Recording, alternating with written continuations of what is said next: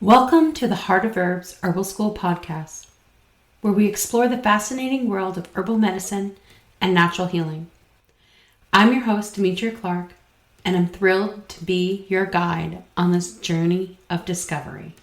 At Heart of Herbs Herbal School, we're passionate about empowering individuals to harness the power of plants for health and wellness.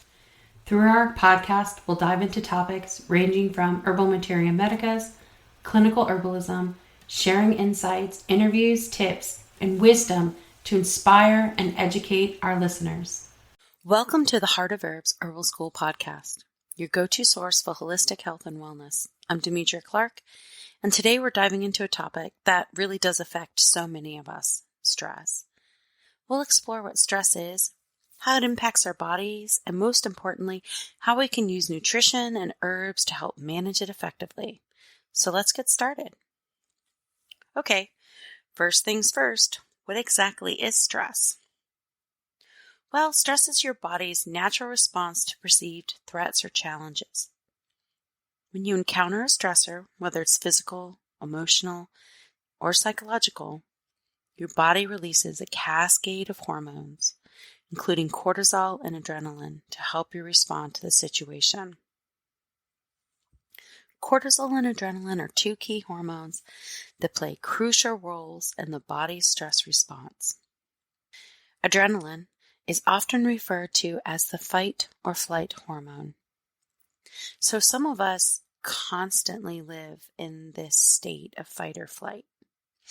And these are when we can never seem to relax, when we feel drained, when we're always ready for something to happen. It's because our bodies are perceiving a threat or a stressor, whether it's physical danger or an emotional stressor.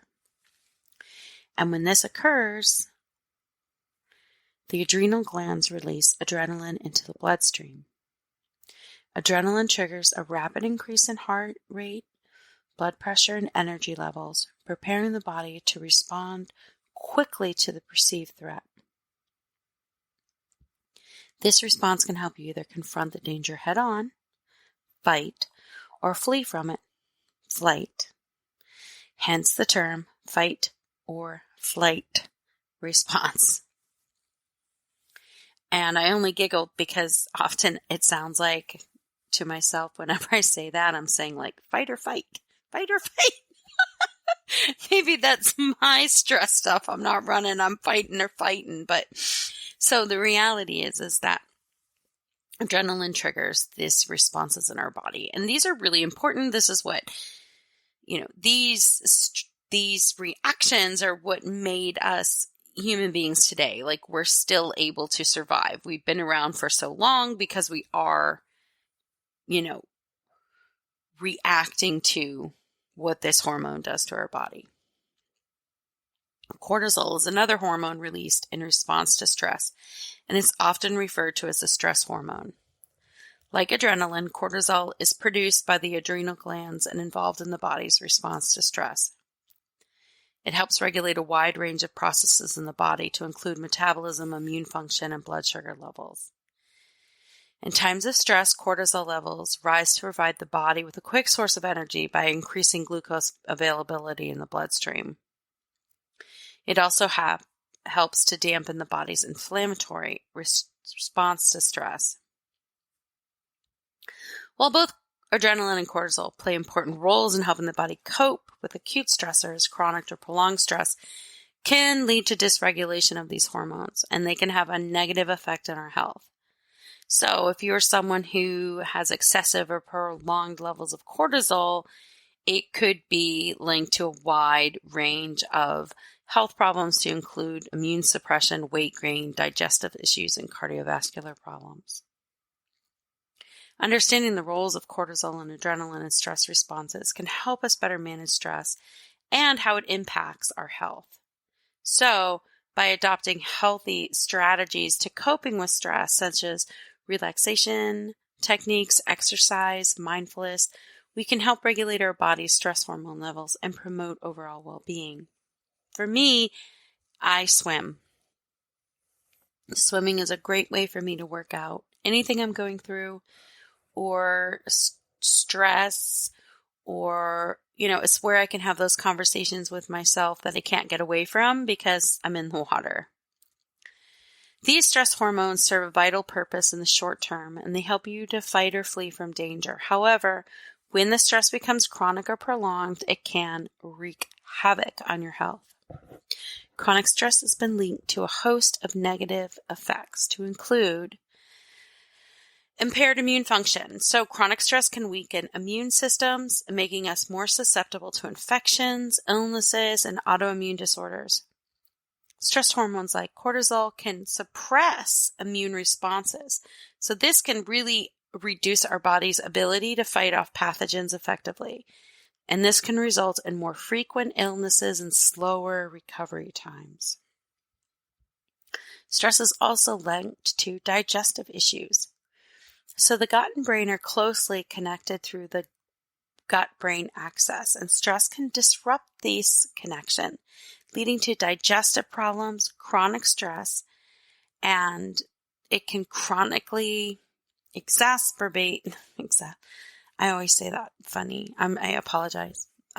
Sometimes I just say words funny, so bear with me. Irritable bowel syndrome, inflammatory bowel disease, and acid reflux. Stress can also affect digestion, nutrient absorption, leading to symptoms like abdominal pain, bloating, diarrhea, and constipation. So it can also affect how we sleep. Stress can interfere with sleep in several ways. It can cause difficulty in falling asleep, staying asleep, or resulting in poor quality sleep. So if you wake up a lot during the night, stress could be affecting your ability to sleep. Stress activates the body's fight or flight response, increasing alertness and making it harder for us to relax and unwind. Additionally, high levels of stress hormones like cortisol can disrupt the natural sleep-wake cycle, leading to insomnia and fragmented sleep patterns. Stress is also linked to mood disorders. Chronic stress is a significant risk factor for the development of mood disorders such as anxiety and depression. Prolonged exposure to stress hormones can dysregulate neurotransmitters like serotonin and dopamine, which play key roles in regulating mood and emotional well-being. Chronic stress can also contribute to feelings of irritability, sadness, and hopelessness. I mean, how often are you just dealing with emotions that you're not sure where they're coming from?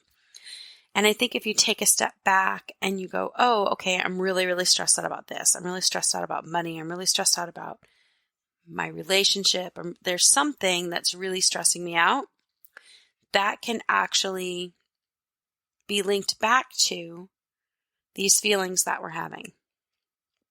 And it can also be linked back to our moods and our sleep and our digestion.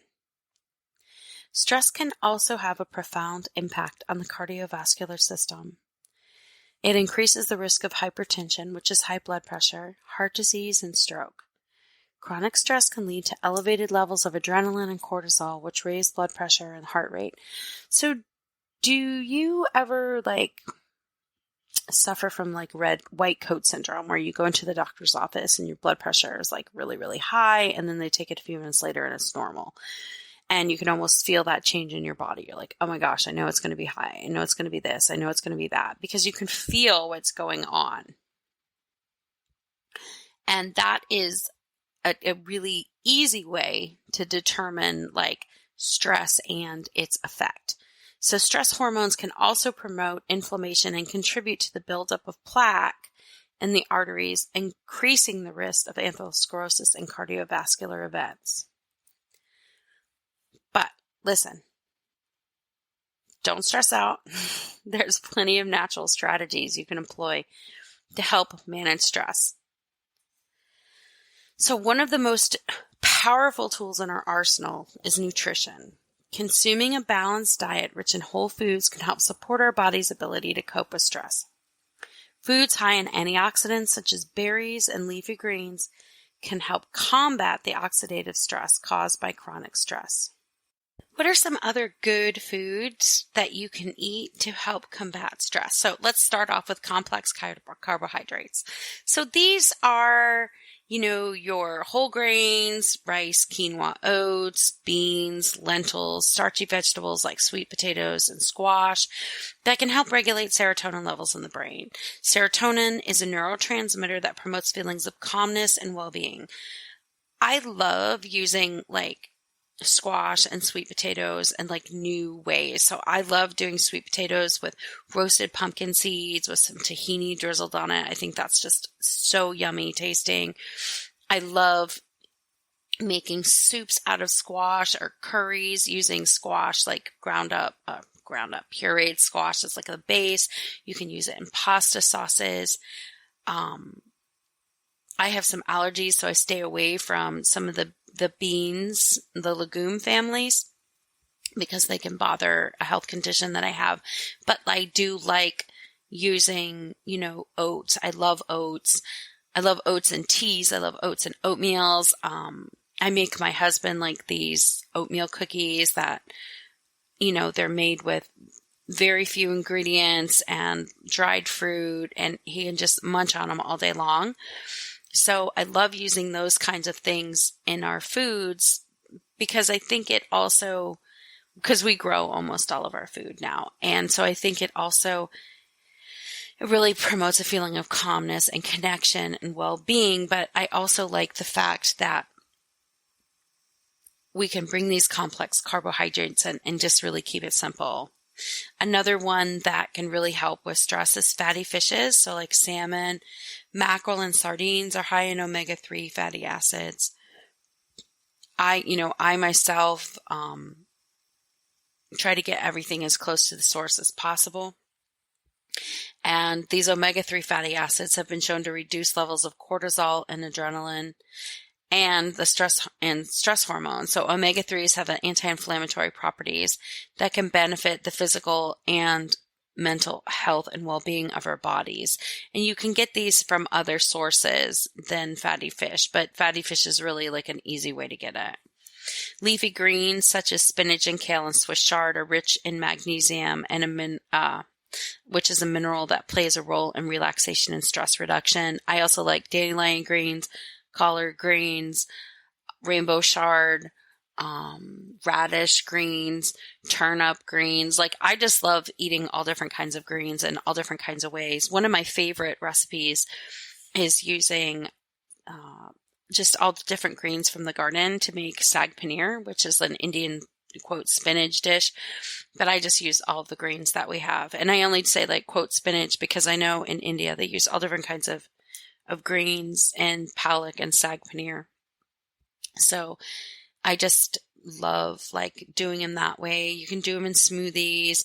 Look, I'm not the kind of person that's going to tell you to do mixes and powders and stuff like that. I mean, get things as close as you can to the natural source, no ultra processing. Be kind to yourself. Learn how to buy foods that make you feel good and give you a good mental outlook. Nuts and seeds are also great. So almonds, walnuts, flax seeds, and chia seeds are packed with nutrients such as magnesium, zinc, omega-3 fatty acids, which have been shown to have stress-reducing effects. I also I live in the South, so I'll do pecans, I'll do pumpkin seeds and squash seeds from our garden. I think it's really important that we think outside of the box too. We don't only have to use the seed or the nut that's the hot seed or nut at the time. Do what you like. Look up the ones that you like, and I bet you'll find that they have all different kinds of benefits, pecans, hickory nuts. So just really, checking out what's also available locally is going to be a great way for you to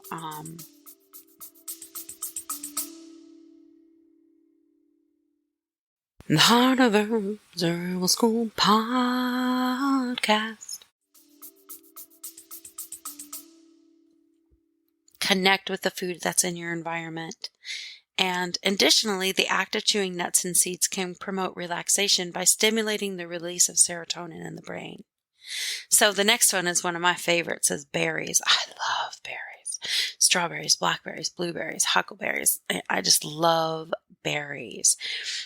And they're rich in antioxidants, vitamin C's, flavonoids, which help combat oxidative stress caused by chronic stress, and the antioxidants help protect cells from damage and support overall health and well-being. I also am like, you can't go wrong like with berries. You can pretty much put berries in anything. It's going to taste better. So I love berries. Avocados are a great source of healthy fats, including monounsaturated fats and omega-3 fatty acids, which can help lower levels of cortisol and reduce inflammation in the body. Avocados also contain potassium and B vitamins, which support nerve function and mood regulation. I love Florida avocados because those are the ones that are grown and grow naturally in environments that's closer to me. But you can definitely, find avocados in any grocery store, and there's a bunch of different types.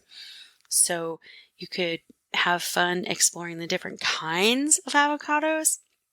We have basically in the United States, besides the Florida avocado, there's 2 main avocados that are used and grown. And there's actually tons and tons of different kinds of avocados, and they have different tastes, and they have different, seed sizes and flesh. And so you can really have a lot of fun with them. Dark chocolate is also good. So dark chocolate with a high cocoa content, 70% or higher, contains antioxidants called flavonoids, which have been shown to reduce stress hormones and improve mood. You can see in the newspapers recently, there's lots and lots of stories about dark chocolate being contaminated with different fillers like lead, cadmium, like all these wonderful things that we definitely don't want to be eating. So you can always find clean chocolate resources online. Just, look up, cleanest chocolate, to eat, or you could just buy the pods and do your own chocolate, or wait until you know that, chocolate is being regulated better and that there isn't these contaminants in your chocolate. Incorporating these foods in your diet can help support your body's natural stress response and promote overall health and well-being. Remember, focusing on a balanced diet rich in whole foods can help optimize how you go through and process stress. So definitely, look at what you're eating in ways that you can improve upon your diet and your stress. Look, just adding a little bit of raw or roasted nuts or seeds to salads, to vegetables, to pasta. There's all kinds of things you can do. You can add them to your overnight oats, which you have your fresh berries in, or you can use chocolate and avocado to make a pudding or an ice cream. There's lots of fun recipes out there. I mean, that's the great thing with the internet. You can find a recipe for anything, and you can find an alternative recipe for anything. So if you wanted to find a vegan blah, blah, blah, or how to make a sweet potato pizza crust or anything like that. It's all out there. And I'm at this point, I pretty much just am if I come up with something I wonder about this, I'll just put it in the old search engine. And usually there's someone out there who's come up with some version of it, and I can tweak it to fit myself. You can also have them in smoothies, these foods. You can also, cook dishes that are different than the way that you eat.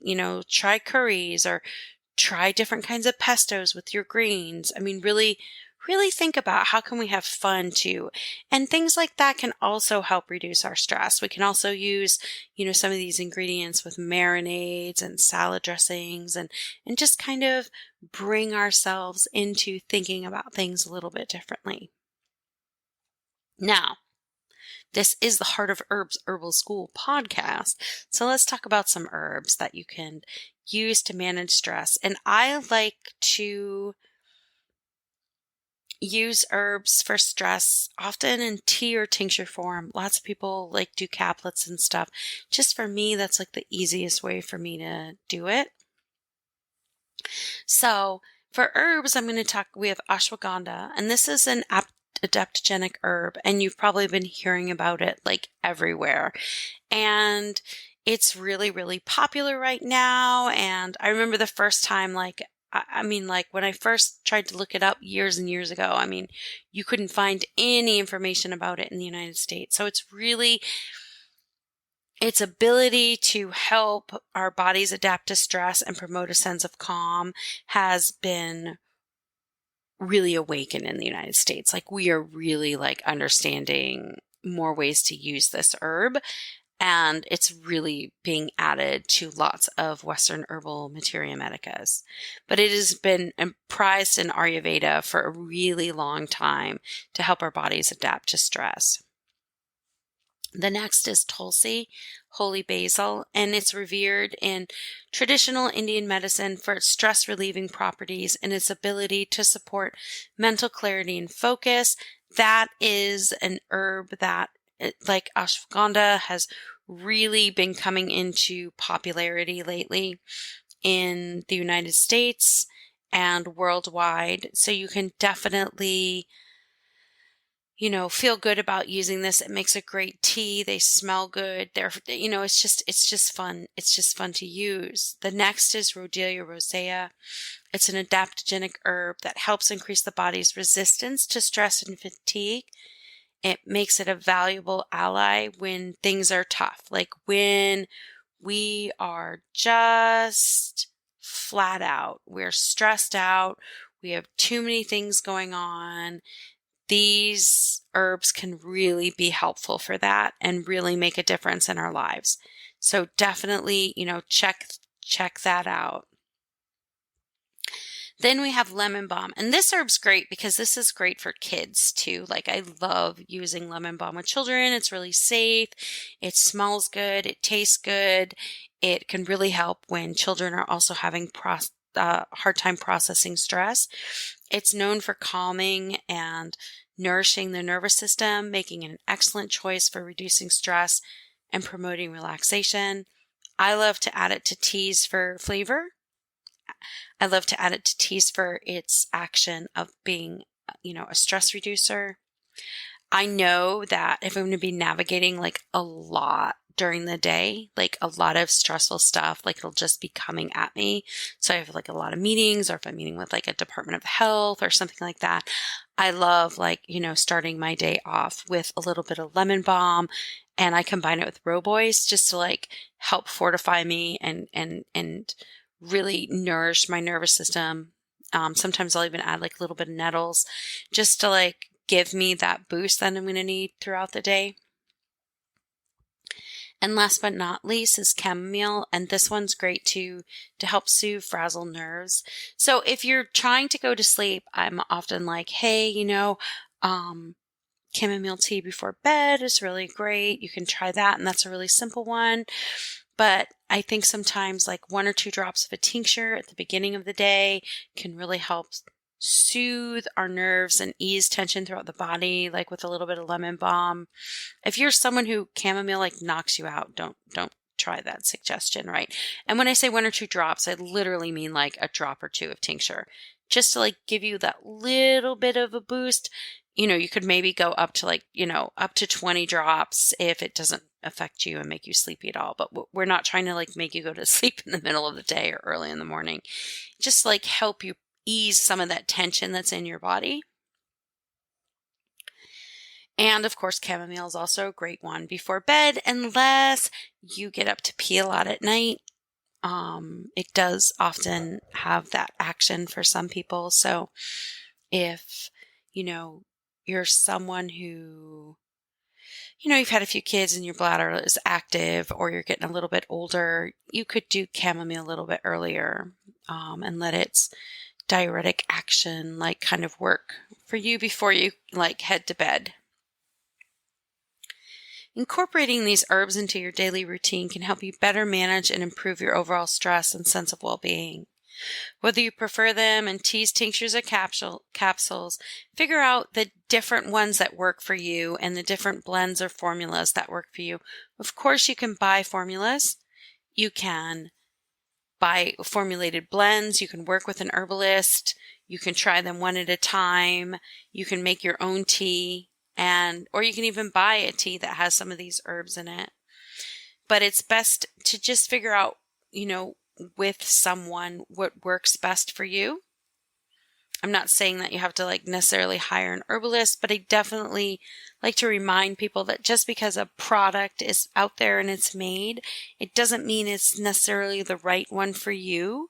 So if you purchase an herbal blend and you're like, this didn't help me at all, you may not have had a blend that was, perfect for your needs. And so sometimes working with an herbalist can help you figure out what is best for you and your body. And in addition, a lot of people will ask their herbalist to help them, learn how to formulate their blends for themselves. Or you can take an herbal class, and that can be really beneficial and really help you learn a little bit more about herbs and what's going on with your body. A lot of people will be like, but I don't really want to, be an herbalist. And yeah, but you'll buy a cookbook and you don't necessarily want to be a chef. So it's just about learning how to use different skills to help ourselves take care of ourselves. Just because you study something or you spend some time with something doesn't mean you have to do it as a job. So don't put that pressure on yourself. So we're going to wrap up today's episode of the Heart of Herbs Herbal School podcast talking about stress. I hope you found this exploration of stress and herbal remedies helpful. Remember that stress is a natural part of life, but with the right tools and techniques, we can learn to navigate it with grace and resilience. Thank you so much for listening, and have a wonderful, wonderful day. Interested in learning more? Visit heartofherbs.com and enroll using coupon code PODCAST to save 20%. The content provided in this podcast is not intended to diagnose, treat, cure, or prevent any disease or medical condition. It's always recommended to consult a qualified healthcare professional before making any changes to your diet, lifestyle, or health regime, especially if you have an existing health condition. Any of the financial information and advice for starting or maintaining an herbal business is just that, information. It's not used to be a guideline on how you should run your business. Contact the appropriate professionals to help you to have a successful business.